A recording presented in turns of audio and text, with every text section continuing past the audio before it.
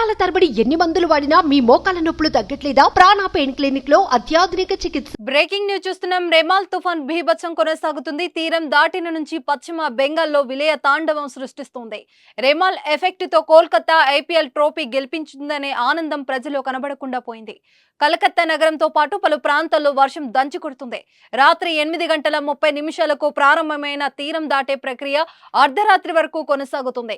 చివరకు బెంగాల్ బంగ్లాదేశ్ మధ్య సాగర్ ఐలాండ్ ఖేపుపరా వద్ద తీరం దాటింది. ఈ సమయంలో గంటకు 135 కిలోమీటర్ల వేగంతో ఈదురు గాలులతో వీయడంతో పాటు భారీ వర్షం కురిసింది.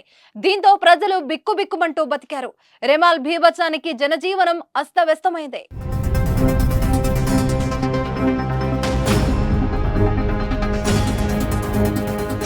భారీ వృక్షాలు నేలకూలాయి, విద్యుత్ స్తంభాలు విరిగిపడి విద్యుత్ సరఫరాకు అంతరాయం ఏర్పడింది. పలు ప్రాంతాల్లో ఇళ్లు పడిపోయాయి.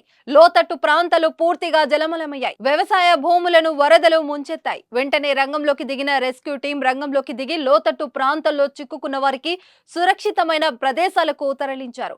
రోడ్డుపై పడిపోయిన చెట్లను తొలగించి వాహనదారులకు ఇబ్బందులు లేకుండా చేశారు.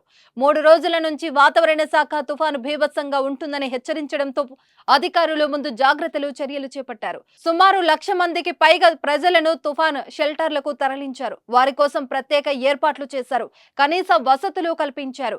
క్యాక్ దీపం, సుందర్ బన్స్ ప్రాంతాల నుంచి ప్రజలను వేరే ప్రాంతాలకు తరలించారు.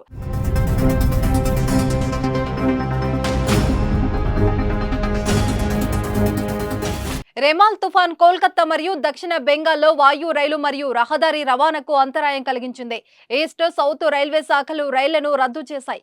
కోల్కతాలోని నేతాజీ సుభాష్ చంద్రబోస్ అంతర్జాతీయ విమానాశ్రయాన్ని 21 గంటల పాటు మూసివేసింది.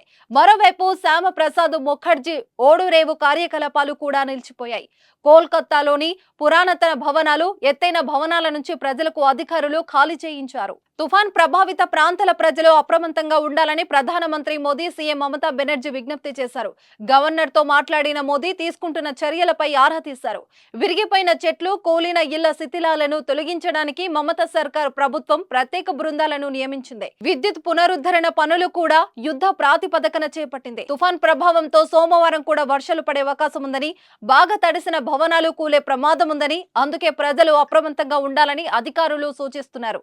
ప్రజలకు సహాయక సౌకర్యాలు అందించేందుకు రెస్క్యూ టీం సిద్ధంగా ఉన్నాయి. ఎన్డీఆర్ఎఫ్, హెచ్ఏడీఆర్, ఎస్డీఆర్ఎఫ్ బృందాలు రెడీగా అవసరం మేరకు సాయం చేసేందుకు సిద్ధమయ్యాయి. రెమాల్ ప్రభావంతో పశ్చిమ బెంగాల్, ఒడిశాతో పాటు ఈశాన్య రాష్ట్రాల్లో ఈ నెల 28 వరకు భారీ నుంచి అతి భారీ వర్షాలు కురవనున్నాయని వాతావరణ శాఖ హెచ్చరిస్తోంది.